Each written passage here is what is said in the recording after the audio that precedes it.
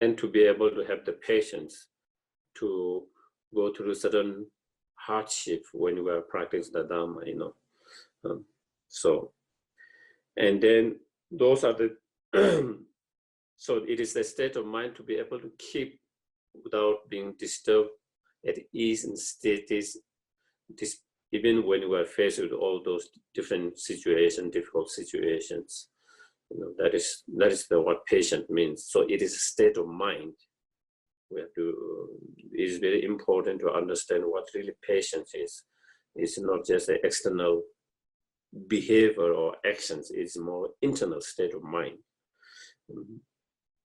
So it's opposites, so the opposing factors, the interference or the obstacle for those three types of patients are, hatred. Hatred is the patience towards those harmed done by others.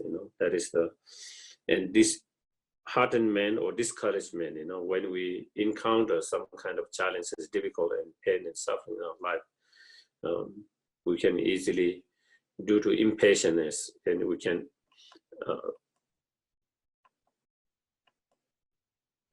I lost again. Sorry.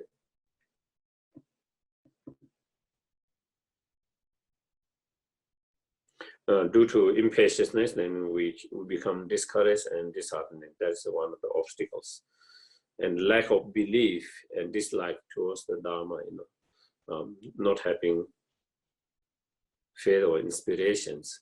And so those are the obstacles that need to overcome in order to develop those patience. So then, how can one, through the practice of the patience, how can one perfect and complete the practice of patience? And so that is what it's saying.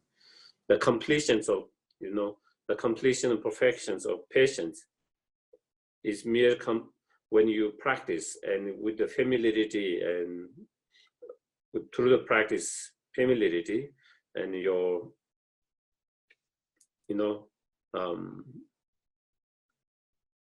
with the mind,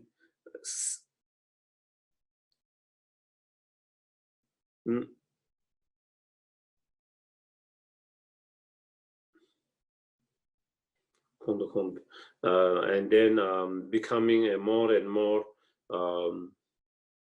increasing that state of mind, the state of mind of ease at whatever happens without being disturbed. And the steadiness, no matter what happens, and that mind becoming more and more, as it become more and more increases, and that, then that is when the patience can be completed through that, on belligerence and so forth. It is not a question of being rid of unruly sentient beings, When someone has perfected and complete the practice of perfection of patience, it doesn't mean they have been able to get rid of unruly sentient beings in the world. The Buddha Shakyamuni has been able to perfect the practice of perfect and complete the perfection of patience, but still there are unruly sentient beings. So it is a transforming, changing your mind, not the external factors. The completion, perfection, patience come through transformation of your mind, not something else by getting rid of something external. So it's internal. So that is where, and that is again, we often see that again and again, emphasizing that very much on all the six perfections. Again, that is kind of reminding us all the Dharma practice, again, mainly to work with our own mind, it's all about working with our mind,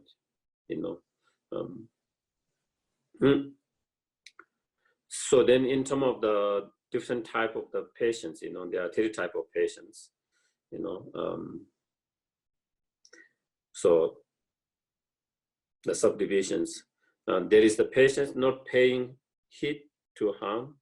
More than that, I don't know, by others, that would be more, the patience of your mind not being disturbed, agitated.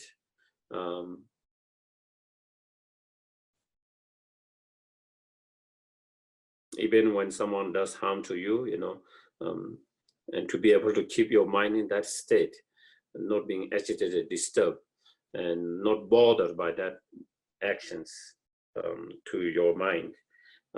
That is one of the patience. The other patience is the patience of accepting the suffering that arises in one's own continuum. That means patience to be able to voluntarily accepting or welcoming whatever challenges, difficult suffering that could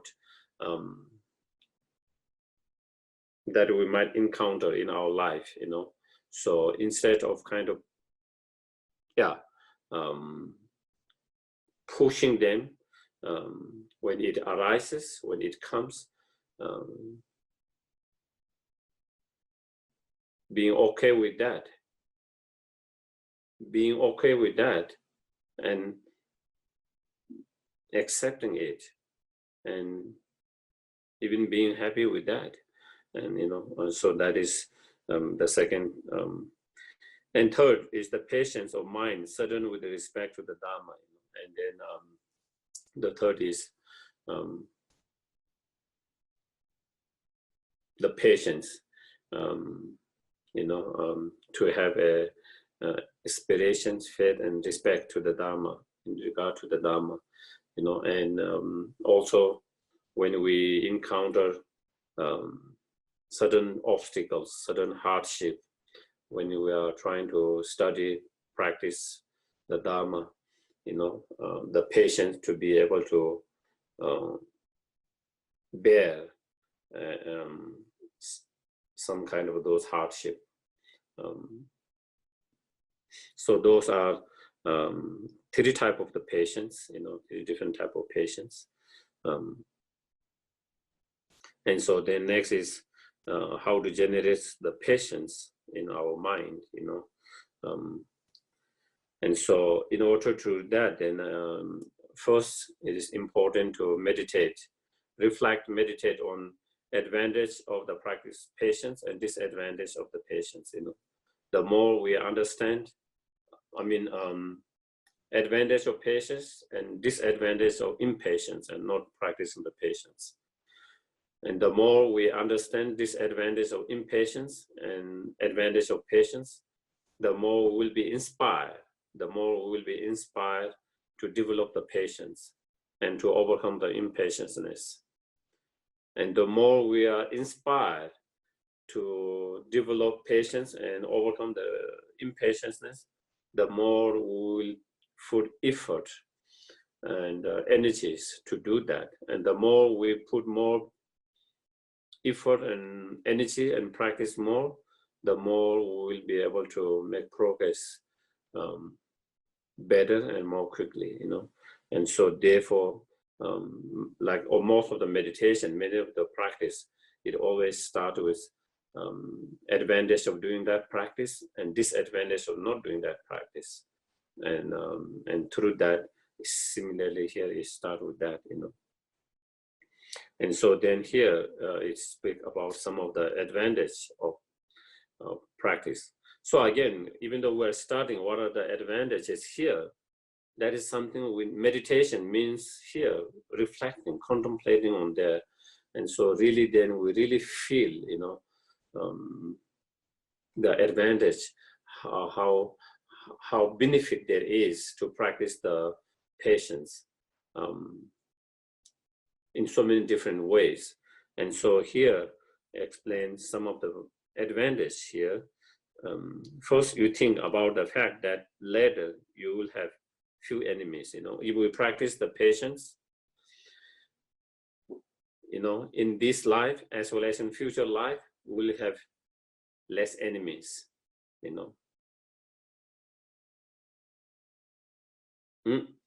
Again, it is very clear, the more impatient we are, more short temper, the more anger we have, the more enemy we will have.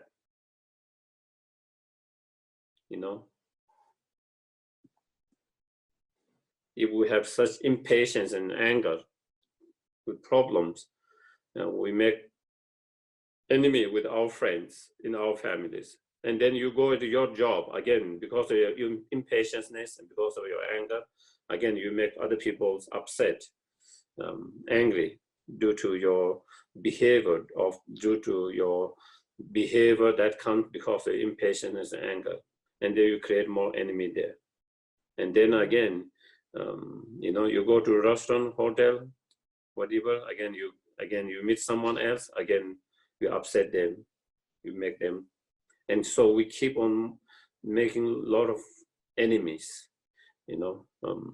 Whereas when we practice the patience, due to your patience, you know, we don't make people so upset due to our impatience and anger. And when we don't make people angry and upset and disturbed, people doesn't dislike you, and they do not become your enemy, you know. And so therefore you have less enemy, even in this life as well in the future, you know. You will not be separated from dear ones, you know. And again, if we have patience, you know, definitely we always will have some disagreement, you know, within our dear ones, near ones, within our, whether it is between two partner, wife, husband, between parents and children, between friend, between our Sangha members, you know, definitely we will always have a difference, different opinions on different things. You know, different views on different things. But that different views, that different opinion, different concept will not separate us if we have patience with each other. And if we are able to listen those different views, different ideas, respectfully and patiently, with patience. And so therefore, you know, with that kind of patience and with that patience, it also comes respect and patience, then we don't have to fight, despite we have differences. And therefore we don't have to fight, and we don't have to separate and be distant mentally, emotionally. We can still feel close. We can still feel close. We can still remain close, despite our very different opinion and view. And it is normal to have different view and opinion, you know, in terms of politics, in terms of spiritual or religious, in terms of any topics. It's a normal, because we all have a different mind, you know, similar but different mind, you know.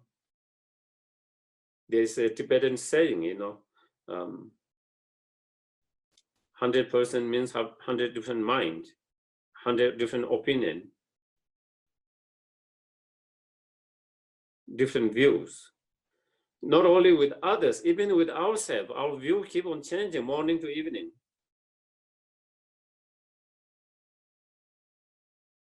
It's very normal, you know. If we look in our lives, some of the view and opinion that we have had about certain topics, certain things when you were young, and now you have changed. I know I've changed many opinion, many view that I used to have when I was younger, and the view and that I had now, you know. And not only in our lives, sometimes it changed from you know, year to year. Sometimes it changes, month to month, week to week, sometimes day to day. Sometimes we change the view and opinion from morning to evening. And if that happens to ourselves, definitely, also others will have a different opinion, different view on different things. And to be able to accept, you know, their view, and to be able to listen. Of course, we have our own view. They can believe what they believe. They can have their opinion. But to be able to listen and to be able to accept with the patience and respect is key to keep better relationship. Otherwise, we will keep on fighting all the time. Otherwise, we will have a lot of disharmony all the time.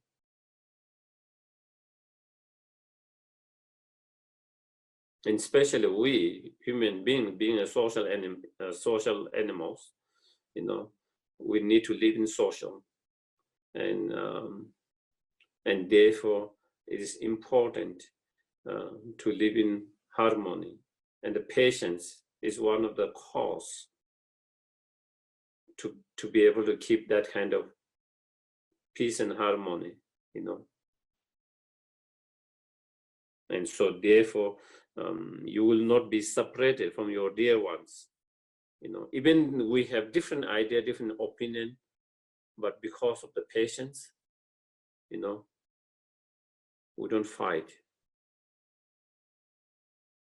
We just say, oh, this is my view, and that is your view, and we are okay with, you know, I don't need to follow your view, accept your view, and that is okay, but I respect your view.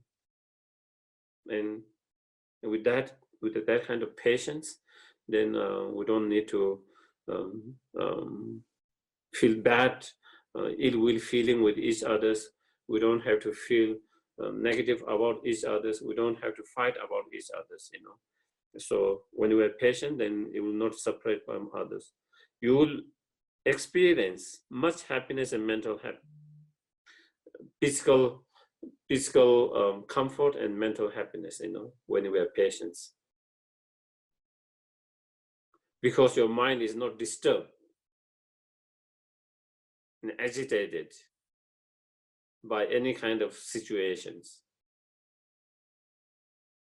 And if you can keep your mind unagitated, undisturbed, at ease, at status, of course, we will have much more peace. Of course, we will have much more joy in our life. Of course, we will have much more peace in our life. And when there is joy, peace, you know, happiness in your mind, it will reflect on in your body, you know. You will also have more, you will have more physical well-being as well, you know. And you will die without regret. Yeah, and if we live our life with that kind of patience, without fighting with others, in good relationship, harmony, wherever we encounter, you know, whether it is in our workplace, whether it is in our sangha, whether it is in our workplaces, whether it is at home, wherever you visit, wherever you go, you make new friends, and you still have connection with your old friend, you still make good friends, and you try to live a more compassionate, more kind, more caring life, less less conflict with others. Then when we die, when you look like our back, you know, we will have less regret, absolutely, you know. Even we have not been able to be great, so much benefit to others, even we have not been able to do great benefit to others. If we have done many benefit to others, that is wonderful, even more better. But even if we have not been able to be so much great service to others, at least we have not fight. At least we have not had bad feelings negative feeling, ill will feeling towards others. At least we had such a good relationship with anyone who we come into contact due to our practice of patience and so forth. And when you look back, we will have less regret, absolutely less regret. On the other hand, if we have been fighting here and there all the time due to our anger, impatience, hurting our dear one, near ones, hurting people at the workplace, our colleague, working everywhere. When we come to time at the end of our life, we might regret a lot. We wish we haven't done those. We wish we haven't done those. We wish we could take it back. Feeling a guilty, regret, all kinds of things can bother us. On the other hand, you will have no regret or with a less regret if we have patience. And you will be born among the gods after this body has perished. I think both for the bodhisattvas, and true practice, they are not inspired to be born in god realms, Bodhisattvas inspired to come into the realm where there's more sufferings, and it also practitioner, true practitioner.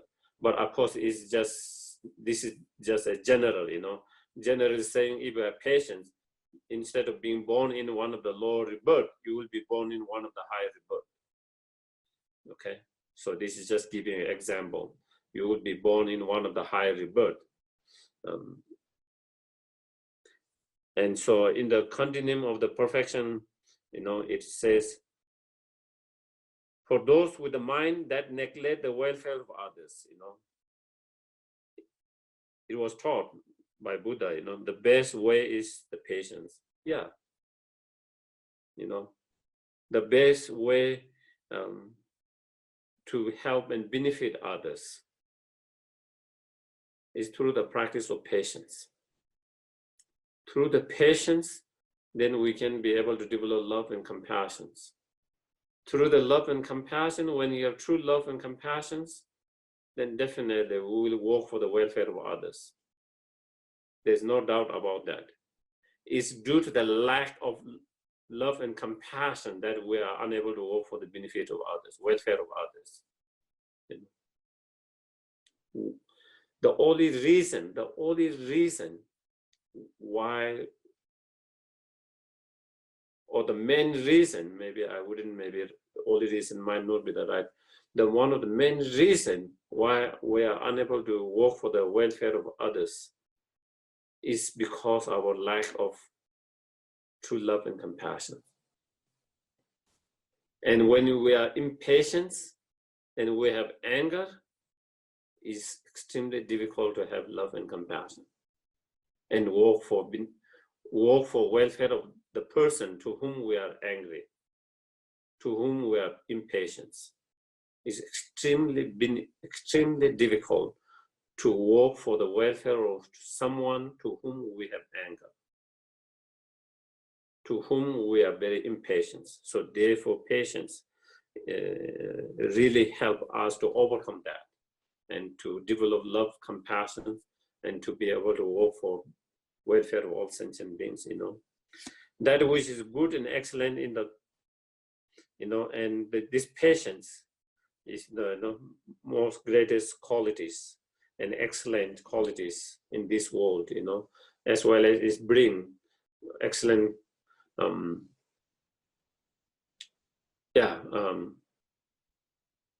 excellent result. Patience protect it from the force of anger. And again, one practice that can protect us from the danger of anger, hatred, ill will feelings, is the practice of patience. Patience is the armor that can protect us from the harm of anger and hatred, And we all know how bad the anger and hatred are.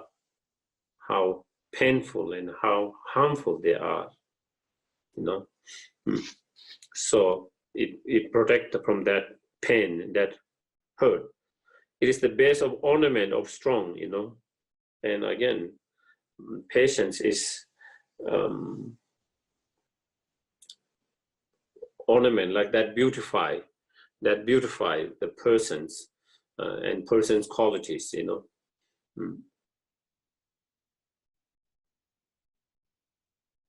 When someone is impatient and angry, you know, that person become weak and not strong, one, you know. On the other hand, when you have patience, you are more strong, you know, so it is beautified by that strong strength. Also, you know, physically, also patience beautify you, you know, it make you more attractive, nice to look in.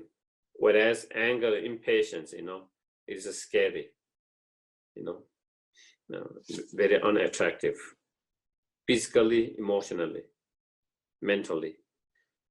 Peak of the power for those embracing Asterisk, you know,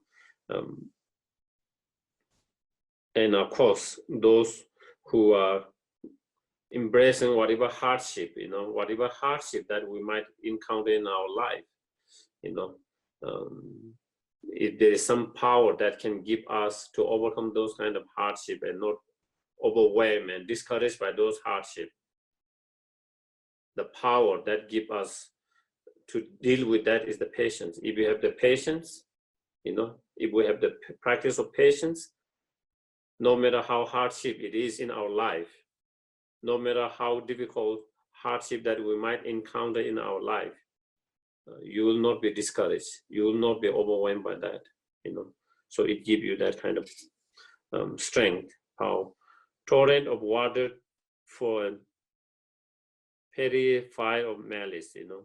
And it is like a cold waters that is put on the fire, you know, that burns our inner qualities, inner positive qualities, you know, the boiling, the volcano, the fire and volcano of anger is being cooled down by the water of patience. All harm is removed by patience in this life and others, you know. So all the harms that we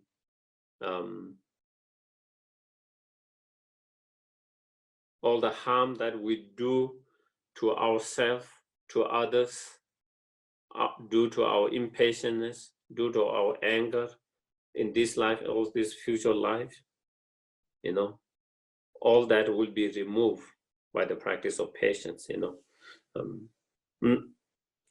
Against the armor of patience of excellent being, the arrow of words of unruly beings are wrecked, you know. So it is when some people, out of whatever, due to whatever negative emotions, when they, you know,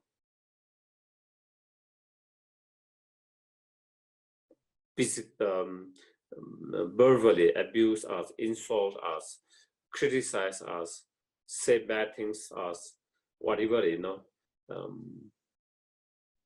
of course, we really get hurt and feel the pain of such behavior. And we experience so much pain. But if we have patience, then that patience is like the armor that can protect us from such birthful attack. And therefore, we don't experience that pain, the hurtful and painful experience. So it protects us that, you know.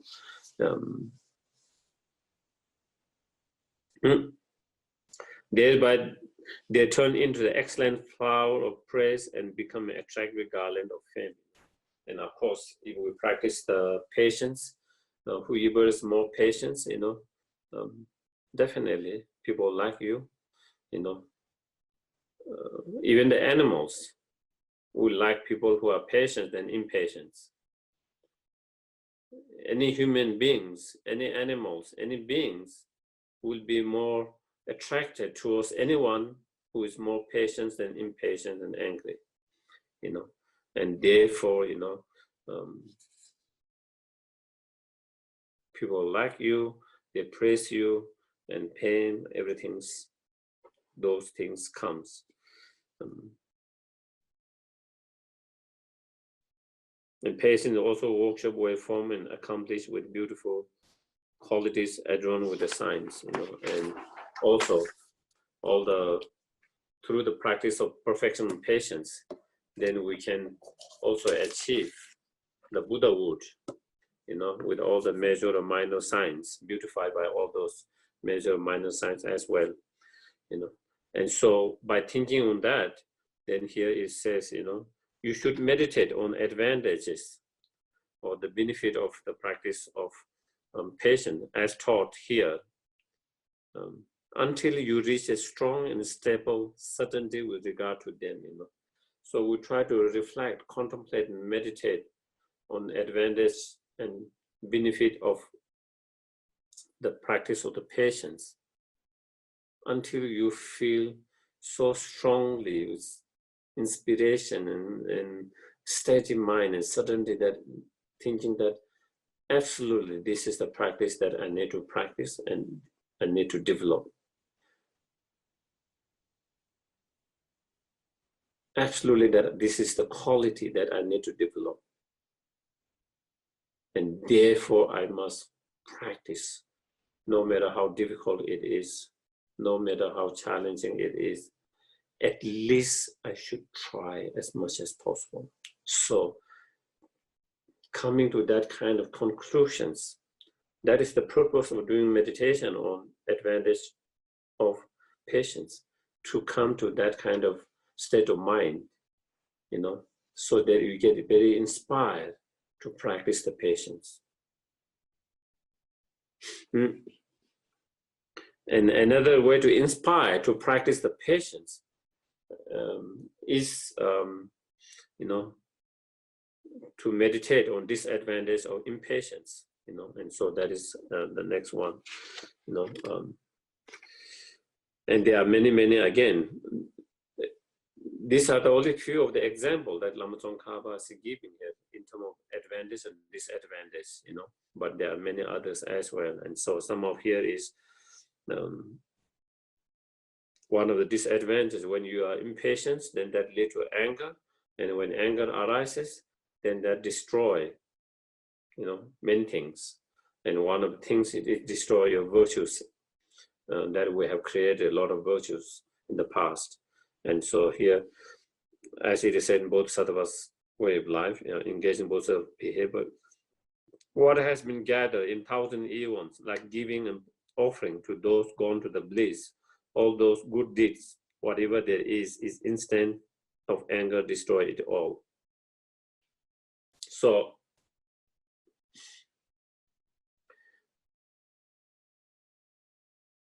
here is, it says, you know, Shantideva says, you know, when we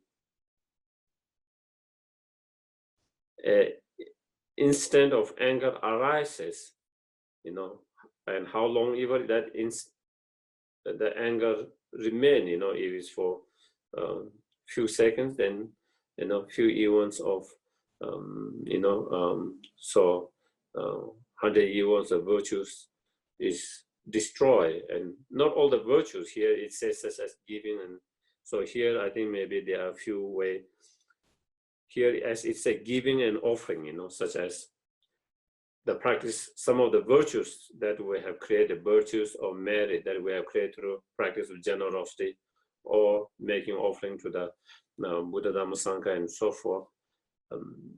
Those words which have been not being supported by the wisdom can be destroyed.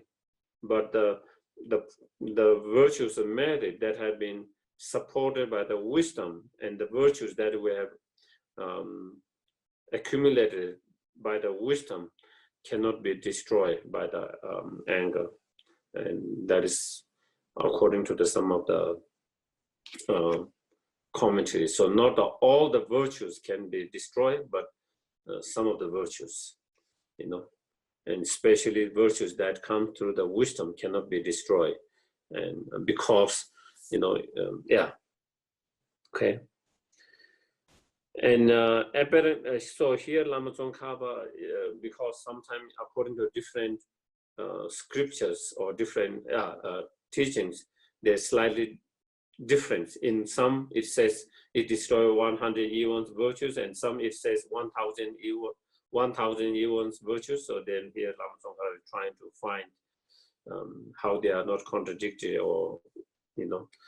So apparently this, which Shantideva, we said this was composed, you know, Shantideva's like saying 1,000 eons, sorry, is according with the Arya Surya work, you know, and that is competent of perfections. And that is based on one of the sutra, you know, the play of Manjushri Sutras, according to that, says that it destroys virtues accumulate over 1,000 eons. Then in some others, it doesn't say 1,000 eons, but it's 100 eons, like in Chandrakirti's, in Chandrakirti's middle way, it says 100, you know. And so it might come later. With respect to the object, you know, the object to whom we get angry, some explain it must be bodhisattvas, you know. So the object, in order to whether it's 100 eon or 1,000 eons of virtues of generosity and offering to be destroyed, the object had to be bodhisattvas, some says. Whereas some others says it can be just a general object. It doesn't have to be a bodhisattvas. It can be ordinary sentient beings. So there are two different view on that. And then Lama Tsongkhapa on view, here he's saying the former, which says it is the bodhisattvas. It has to be bodhisattvas to destroy either is 100 eons, 1,000 eons. The former accord with the commentary of middle way, and Lama Tsongkhapa is saying that it has to be bodhisattva makes more sense because it has more authentic sources, you know. And so here in commentary to the middle way, it says, therefore, through anger towards a child of victor, which means bodhisattvas, a virtue from giving and eating, one has a mess over 100 eons is crushed in an instant. So here it says 100 eons, and but either is 100 eons, either 1,000 eons. Basically, the object had to be bodhisattva. So that is what it is saying here.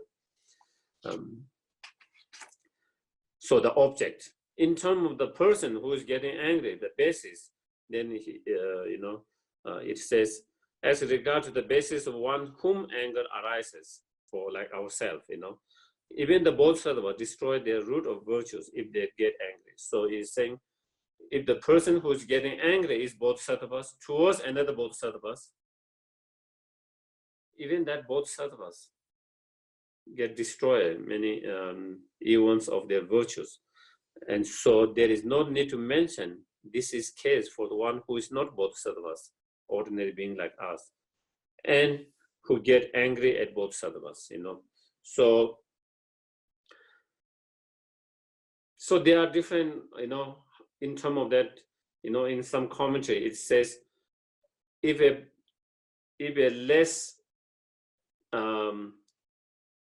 developed bodhisattvas get angry to more developed bodhisattvas, higher bodhisattvas, then it destroys 100 eons. And if ordinary beings get angry to bodhisattvas, then it's 1,000 eons. So in some commentary, that is how they kind of, the difference between where it says one in 1,000 eons, one where it says 100 eons.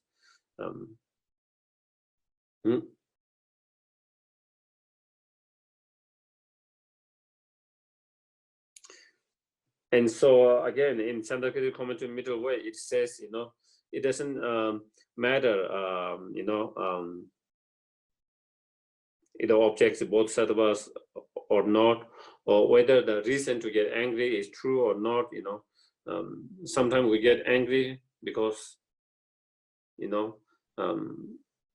there is truth reason to get angry because someone,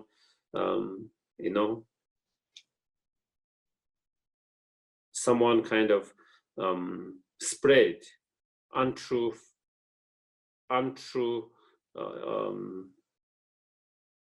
rumors about you. But if someone is kind of spreading true, something that happened, then of course, so whatever, whether either reason, if you get angry or whatever, those different reasons like that, still, you destroy your virtues, as explained. So that is where you have to be careful, Sometimes we feel we have right to be angry. Sometimes we feel we have right to be angry. And even though we have right to be angry, but if we get angry, we destroy our own virtues. And it is not easy to create virtues. We know with our experience is very difficult to create even small virtues. And when it is such a incredible amount of virtues destroyed, is such a sad and great loss, So we want to protect all our virtues which we have created with such a hardship. And one way protecting that is to not allow anger to arise.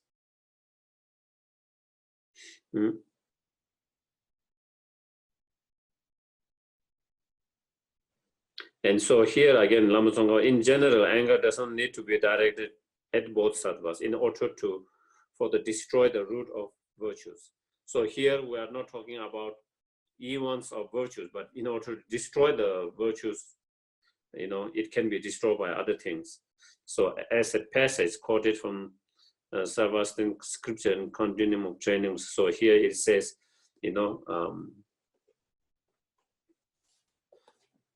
if fully ordained monks, they make a prostration offerings to a stupa which has a relic of the Buddhas, they create a lot of virtues, and then that virtues can be destroyed if that monk get upset and angry towards another fully ordained monks. So even though they are not bodhisattvas, but even it is not bodhisattvas, if you do get angry to that, then it can be, if you get angry and harm them, then it can be,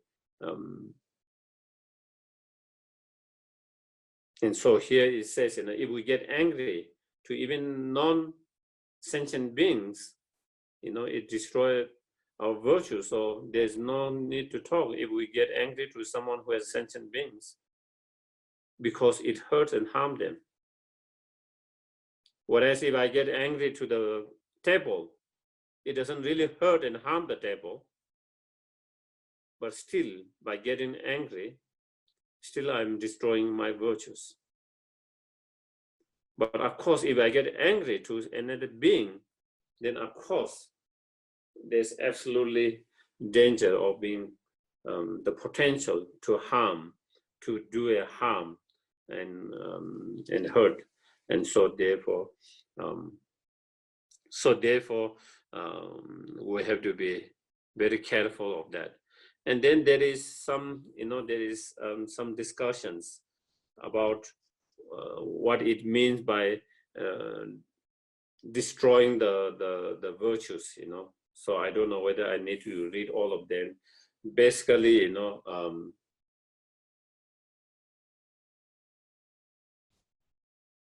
some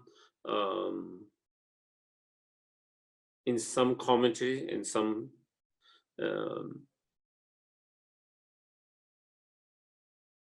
or some others have what it means by the destroying the virtues. They say, that because of your anger, your negative karma is manifesting, it activates your negative karma, and therefore your positive karma, your virtues, has been kind of delayed, so it doesn't manifest now. Instead, due to anger, your negative karmic result is manifesting. So the virtues have been delayed, the effect of the virtues have been delayed, and when in the future, when the cause and condition come together, again, that virtues will manifest. And that is what it means by destroying the root of the virtues. So that is how they explain. And then Lama Tsongkhapa kind of refute that, saying, that is not the correct understanding of it, with the reasoning, logic, as well as with the quotations from some of the others, like Baba Vika, one of the great Indian masters. So with quotation as well as reasoning and logics, and Lama Tsongkhapa says, if that is the case,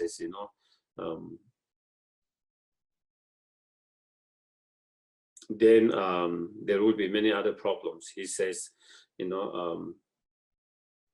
for example, in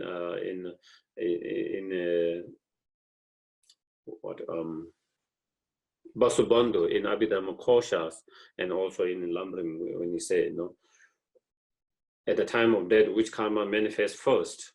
And then it is said, what manifests the karma first is whichever karma is more strong, that will manifest first.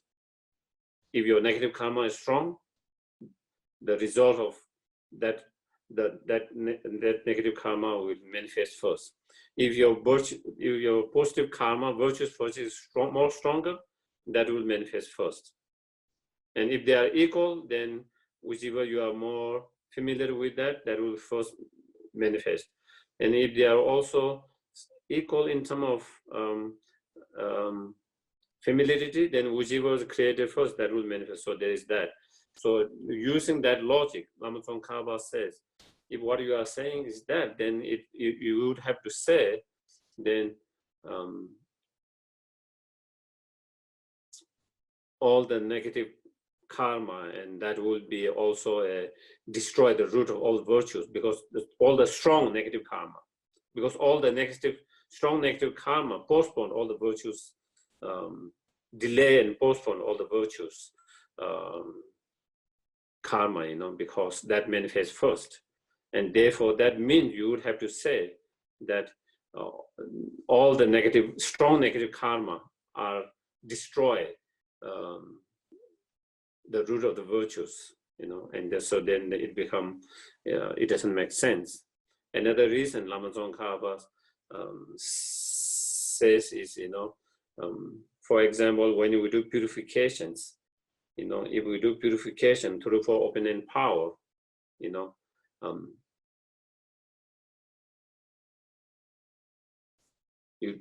you destroy the power of the negative karma. And so therefore, even though you have not destroyed very root of it, but even it met cause and condition later, that karma will not be able to manifest, not be able to give the result. It's like a rotten, is like a rotten seed, a rotten seed. Even if you give water, fertilizers, and heat, everything, it will not be able to produce the plant, because the seed has been, the potential had been destroyed. And similarly, in the negative karma, even though very seed of that is not totally been destroyed, but the potential of that negative karma has been totally destroyed by the practice of purification through the four opening power. So therefore, even it met the secondary cause and condition or cooperative cause and condition, it will not be able to produce. And so he's, by using that as a reasoning, in same way, also same way, other way, also same. due to one of those, such as anger, when you destroy, such as the virtues, the root of the virtues, even it might not be destroyed from the very root of it, but still, even when they encounter the conducive condition, it will not give rise to that karma to ripen, give a result. So, so there is mainly there is a lot of mainly on that, and then also, so using his own reasoning and logic as well as quotation that Master Bhavika, that's what that. And then Lama Tsongkhapa explained in terms of how those are being destroyed,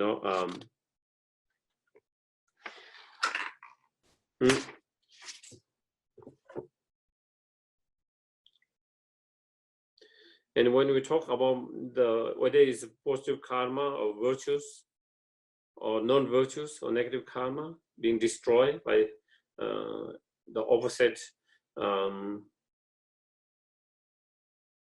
force, there can be on many different levels how it can be destroyed. In some, it can be destroyed completely so that you don't experience any result of that, whether it's negative karma or whether it's positive karma, when it has been completely kind of destroyed. In some cases, it has been destroyed, not completely, but it has made it more light. The result will be more lighter, and the lighter in many different ways, in terms of durations, in terms of intensity, in terms of even different experience. For example, a negative karma to be born in a low rebirth, it can be totally purified completely, that you don't have to experience any result of that, depending on how strong your practice, purifications, that. Or if it is not so strong purification, not strong practice, it can be purified in a way that the durations in that state might be shorter, or the intensive suffering can be shorter, or we can experience some suffering within the human realm and purify that karma. And even sometimes just as having a headache, just a small headache, mild headache, but still you experience very small effect of that, but not big. And so there's so many different ways of being purified or destroyed. And that could be same in terms of the anger, destroying the virtues, on different levels, depending on how strong your anger is, how intense your anger is, how long your anger is, depending on all of that, the more stronger, the more intense your anger, the more longer your anger, the more strongly it destroys the virtues. And if your anger is mild, is short, then it destroys, but not fully,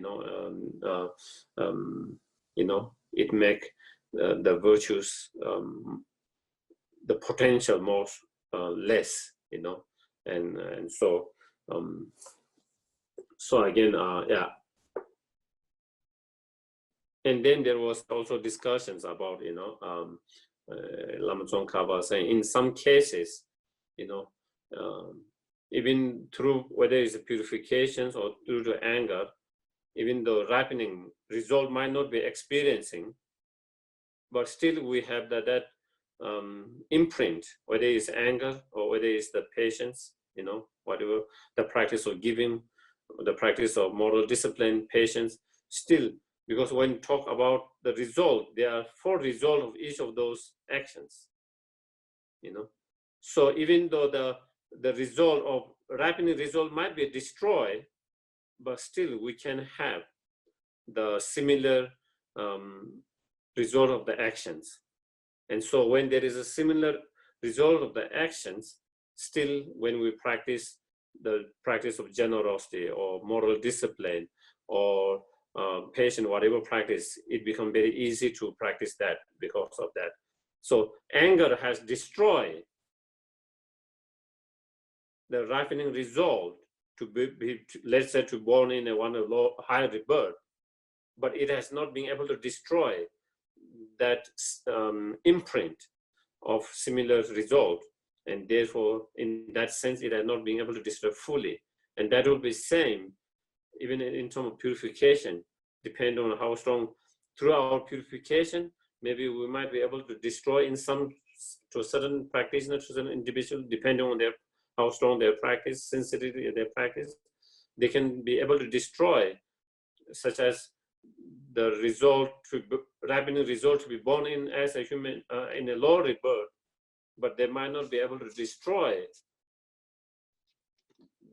the similar result of the actions, and that means we still have that imprint. So therefore, even in human realms, then maybe we are still have a liking to killing, stealing, lying, all this kind of, because there's the imprint that has not been destroyed. So there is a little bit of that explanations that Lama Tsongkhapa make, yeah, because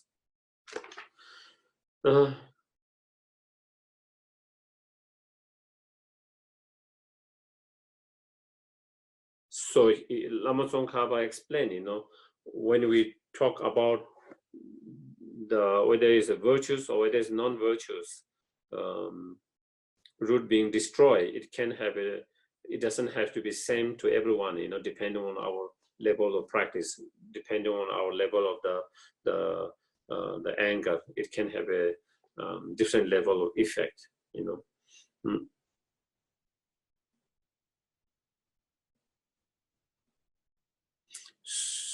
So here in brief, what I mean is that with respect to purifying the non-virtues, so that is page 170, and in the first, just before the second, where it says how dependent exclusion of scripture, just before that there's 3 lines in brief where Lama Tsongkhapa making kind of summarizing everything that has kind of said.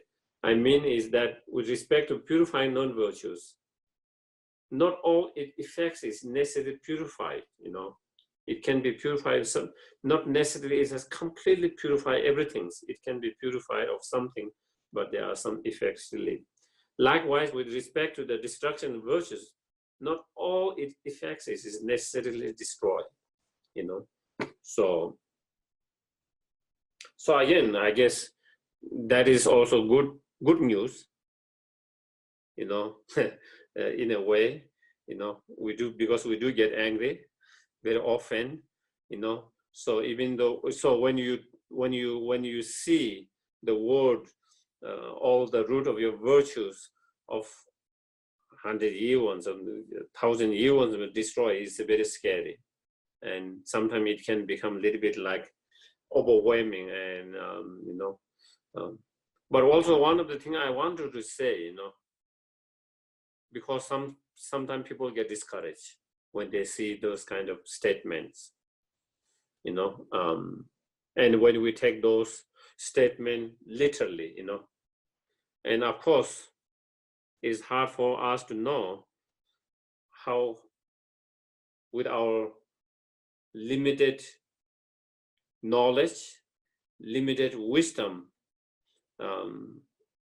how much of those can be taken literally, and how much of that cannot be taken literally. We just have to rely on those commentaries of those masters, because we don't have our own wisdom to decide. But sometimes when you see that, it can be a little bit discouraging, because we feel like we have no chance of saving any virtues, But then, as Lama Tsongkhapa said, when it is saying destroying, it doesn't mean it destroys completely, one thing. Secondly, also whether it's the when we talk about being destroying, you know, eons, the object has to be bodhisattvas. If the object is not bodhisattvas, definitely, you know, some virtues are getting destroyed. There's no doubt about that, but not like eons as it's described. In that eons, it is like the bodhisattvas. Also, not only all the virtues are being destroyed, certain virtues, such as the virtues that is not coming from the wisdom, and virtues that is not being supported by the wisdom. And those virtues which come through the wisdom and that is supported by the wisdom cannot be destroyed by the anger.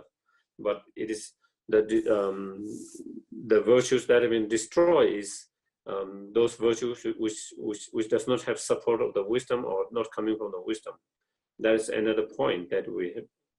So it's just so we don't get so discouraged, you know, to see.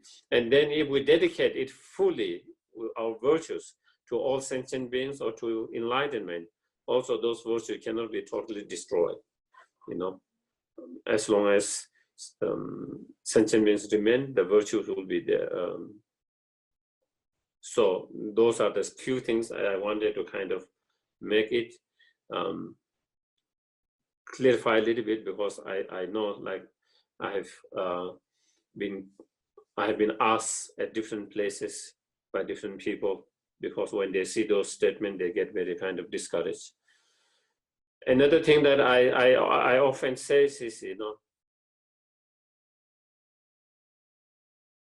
if we take those statements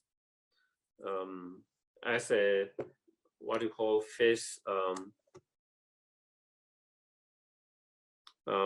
what do you call face fact, yeah, literally, if you take that as literally, you know, also then in that case we have to take also literally those teachings which Lama Tsongkhapa often explain.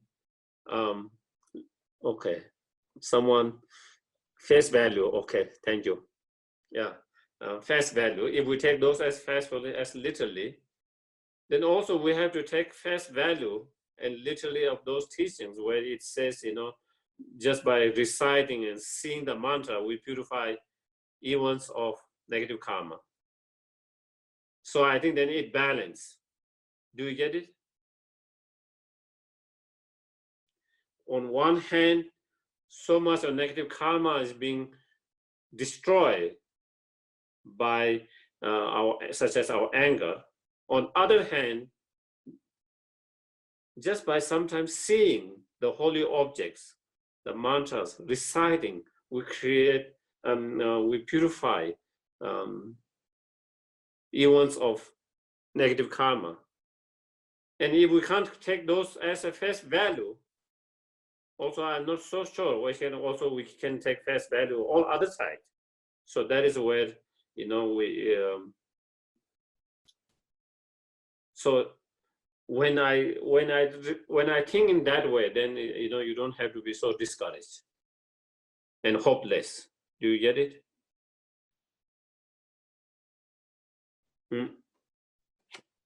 When we see such when we find and see such statements from different sutras, commentaries, different texts, so in that way we can balance our mind. So here Lama Tsongkhapa is saying, you know, again, this is another good advice. Lama Tsongkhapa really, of course, all the advice are great, but here again, where he says is how to depend exclusively on scripture, where he said, none the least, this is an important point. And here he's saying, because different teachers, different masters, different people seem to have different point of view on here. And since it seems necessary, so since we really doesn't really know by ourselves, we don't have the real wisdom to really see what is, which is correct, which is incorrect, which is right, which is not right, you know. So therefore, since it is necessary to analyze it in reliance on Buddha's unique scriptures So we have to rely on a lot of those Buddha's own teachings, scriptures, sutras, and also reasoning based on we have to use your reasoning. We can't take all those statements face value or take literally. We have to also use reasoning, to understand, which make more sense. And you should analyze it looking at the Buddha's excellent teachings, not just by making ourselves, with our own unreasonable reasons. Sometimes we come with that, but using and so that. And I think that is another same way that we have to apply on any other subjects which are not easy to understand,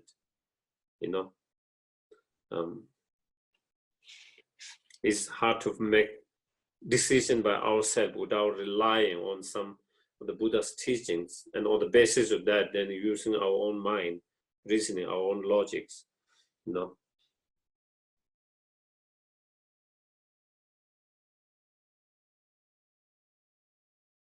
So here is saying, thus the invisible, that we cannot see this advantage, because you are talking about destroying your virtues, which we cannot see now immediately, is something. So that is why it is called invisible, something which is not obvious to our mind at the moment. We can only kind of rely on the Buddha's teachings and some of the other masters, something we cannot really see. Therefore, it is called invisible disadvantage of anger, such as our virtues being destroyed.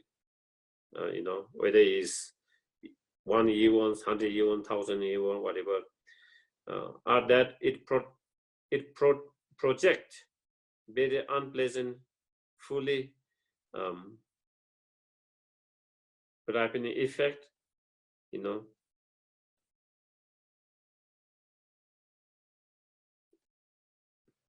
Yeah, because it will with the anger, it will throw us into a unpleasant low realms, so fully ripening effect, and also it prevent the images of other pleasant fully ripened. That it also stop us having a higher rebirth, and so that is what it does. It throw us in the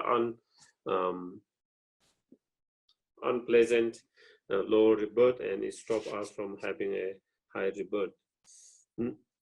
So these are something which we just rely on the teaching, because it's something that we cannot really see it. But then here now it explained where it is more visible, and that one we can see, and it is so that is where the evident disadvantage of anger are taught in engaging both sorts of behavior. You do not experience peace of mind and certainty, So again, these are very, we can see when we get angry, and we can see, when you are angry, is there a peace in your mind? No, our experience shows there is no peace in our mind when we get angry. When we get angry, our mind is agitated, disturbed. There's no peace. And also, as Shandeva says, as well as Chandrakiri says, when you're angry, our mind becomes biased. Our mind becomes biased. Our mind doesn't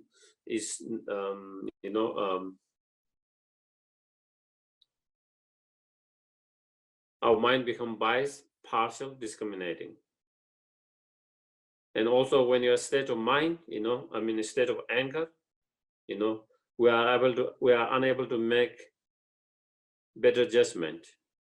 We lose the ability to make a better judgment and to see the situation better, Those are very obvious. Previous joy and happiness are ruined, So we were having a nice family time together, enjoying the food, having a nice discussions, and suddenly we get angry due to whatever conditions, and then everything's ruined now. The joy, the happiness, being with the family is being ruined. The joy of the food is being ruined.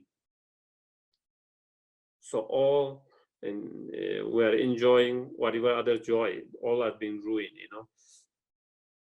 and not achieved later on, And then as long as we have the anger, as long as you have the anger, how much ever it lasts, you cannot really have that peace. You cannot really have the joy.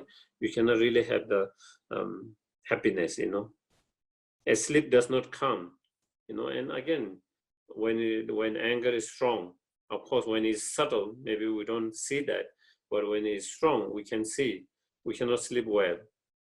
We cannot think properly because your mind is too occupied by that mind towards your anger, due to that anger. The mind does not remain at ease. If your head is strong, even those who nurture you with kindness forget about your kindness and kill you. Even friends and relatives get irritated and abandon you, and those you gather with generosity do not stay, and so forth. So if anger and hate is strong, someone even who has been very kind, caring, loving to yourself, people can kill that, out of anger. They forget those who have been kind, caring, loving to them, and they forget it due to their anger. Due to their anger, they cannot see all the help, all the kindness they've done in the past. They forget that because, and that is, they are unable to remember, they are unable to see it, being totally overwhelmed by the anger, totally blinded by the anger, and therefore they can even take a life in worse situation, even those who have been very kind to them, And of course, even the friend and relative, if we are very impatient and angry all the time, they also get irritated and they get fed up with you and they will abandon you because they don't want to be around you. And I've heard so many stories about that. People in a relationship separating because one of them had problem with anger and the others cannot take it. They were able to take it for some time and they decided they can't take it for all the time. And they leave them, they leave them. And the main reason they leave them is because they couldn't take any more of such anger and impatience. And so, even people who care and love, and they leave, and even you try to hook them, even you try to get them by being a generous and all of that, still you cannot, because they can see you are kind, generous in that way, but compared to your anger, that energy is too strong. So they don't feel safe. They don't feel safe. And so therefore, even with that, you will not be able to keep them. And so therefore, those are some of the faults, disadvantage, and defect of the anger and impatience. And the more we understand that, the more we feel we need to work with our anger and impatience, the more we need to reduce, the more we need to overcome that. And the more we get that, then the more we get inspired to practice that. And the more we get inspired, the more we practice. The more we practice, the better result we have. So I think with that, we will kind of conclude here. Okay. So yeah, So we can do the dedications.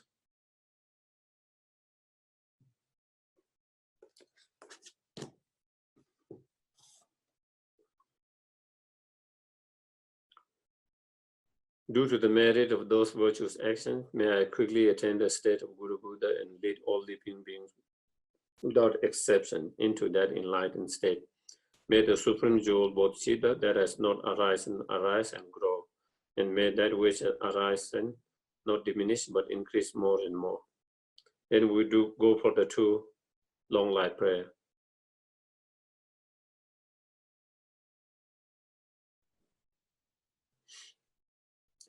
The wish granting, wish fulfilling jewel, the source of every single benefit and happiness in this world, to the incomparably kind Tenzin Gyatso, I beseech, may all your holy wishes be spontaneously fulfilled.